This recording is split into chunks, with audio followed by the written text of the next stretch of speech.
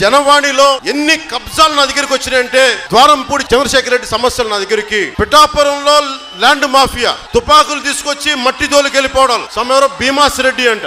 ఏ మూలకెళ్ళినా ఎక్కడికి వెళ్ళినా మొత్తం ప్రతి క్రిమినల్ ఎంపైర్ నడుపుతా ఉన్నాడు. గోదావరి జిల్లాలకి ద్వారంపూడి చంద్రశేఖర్ రెడ్డి అనే వ్యక్తి ముఖ్యమంత్రి అని చెప్తా ఉన్నాను. ఒక్క రైస్ ఎక్స్పోర్ట్ లోనే ఈ వ్యక్తి 15,000 కోట్లు సంపాదిస్తున్నాడని చెప్తా ఉన్నారు. మీ అందరికీ చాలా మంది తెలియదేమో, సత్యలింగ నాయకర్ అగ్నికుల క్షత్రియులు మత్స్యకారులు 1800లో బర్మా రంగూన్ వెళ్లి డబ్బులు సంపాదించి వచ్చిన డబ్బుని ఒక ట్రస్ట్ కింద పెట్టి అన్ని కులాల వారికి అతను కాలేజీలు ఇవన్నీ చేస్తే ఆ స్థలాన్ని కూడా కొట్టేశాడు ఈ చంద్రశేఖర్ రెడ్డి. ఎక్కడికి వెళ్ళు బలహీన వర్గాల కాలనీలు కబ్జా పెట్టేశారు. ఇటువైపు వెళ్తే పాపం పెన్షన్దారులు, జయలక్ష్మి బ్యాంక్, కోఆపరేటివ్ బ్యాంక్ వాళ్ళకి మద్దతు తెలిపి పాపం వాళ్ళు నష్టపోయారు. ఈ చంద్రశేఖర్ రెడ్డి అని ఒక ఎమ్మెల్యే ముఖ్యమంత్రి అండ చూసుకొని ఇన్ని అడ్డగోలుగా దోపిడీలు చేస్తా ఉంటే అందరూ నా దగ్గరికి వచ్చారు.